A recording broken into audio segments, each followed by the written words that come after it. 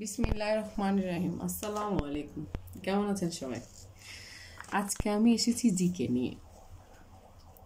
আমার টপিকসটা হচ্ছে কি, কোন ভিটামিনের অভাবে কি কি রোগ হয়।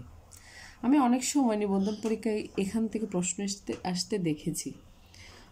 সামনে হয়তো 19তম নিবন্ধন পরীক্ষাও একটা আসতে পারে, তাই এগুলো যদি আমাদের জানা থাকে অনেক উপকারে আসবে। যেমন কোন কোন ভিটামিনের অভাবে কি কি রোগ হয়, এটা আমরা অনেকে জানি, আবার অনেকে কনফিউজডের কারণে ভুল করে থাকি। আজকে আমরা এগুলো জানবো। হ্যাঁ, ভিটামিন সি, প্রথমটা কি? Vitamin C. ভিটামিন সি এর অভাবে কি হয় এটা আমরা সবাই জানি। স্কারভি,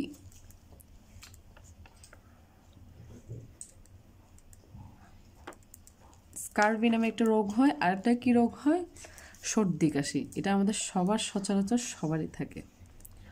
তাহলে আমরা জেনে গেছি যখনই আমাদের সর্দি কাশি হবে তার মানে আমাদের ভিটামিন সি এর অভাব। এটা আমাদেরকে কি করতে হবে? বুঝে নিতে হবে। হ্যাঁ, তারপর হচ্ছে ভিটামিন এ এর অভাবে কি হয়, এটা আমরা সবাই জানি, তো ছোটোবেলা থেকে পড়ে আসতেছি, রাতকানা রোগ হয়।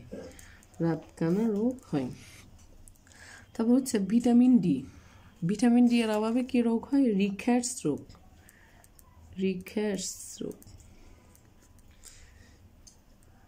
রিকেটস রোগ। তারপর হচ্ছে আরেকটা রোগ হয়, ওটা হচ্ছে কি অস্টিওমেলাসিয়া। অস্টিওমেলাসিয়া। অস্টিওমেলাসিয়া। তারপর হচ্ছে ভিটামিন বি1। বি1 এর বেরি যখন আমাদের শরীরে বি1 ভিটামিনটার অভাব হবে তখন আমাদের বেরি রোগটা দেখা দিবে। হ্যাঁ, তারপর হচ্ছে ভিটামিন বি2। মুখে এবং জিহ্বায় কি ঘা। মুখে ও জিহ্বায়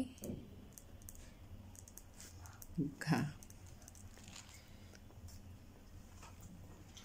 তারপর হচ্ছে ভিটামিন বি3। অনেকগুলো ভিটামিন আছে, আসলে 8টা ভিটামিন এখানে আমি লিখেছি। 8টা ভিটামিন। তারপর হচ্ছে ভিটামিন বি3-র অভাবে কি রোগ হয়? পেলেগ্রা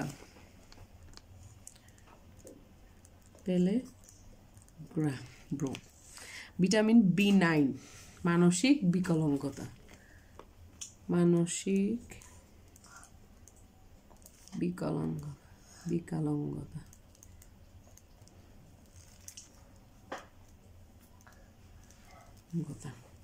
তারপর হচ্ছে vitamin vitamin 12।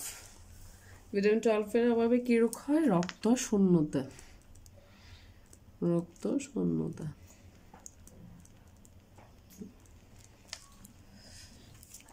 Thank you guys. আশা করি এগুলো আমাদের পড়ালেখার পাশাপাশি দৈনন্দিন জীবনে অনেক কাজে আসবে।